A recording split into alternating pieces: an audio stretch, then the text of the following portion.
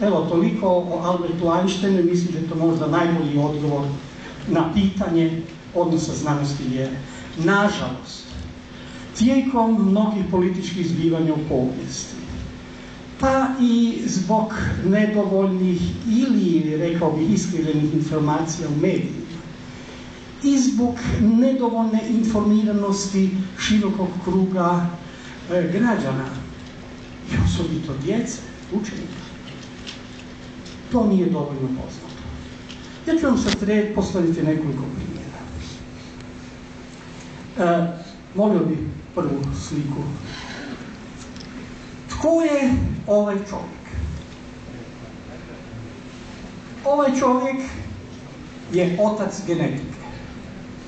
Čovjek koji je otkrio prvi i temeljni zakon genetike. Da se od svakog roditelja nasljeđuje za neko određeno svojstvo po jedan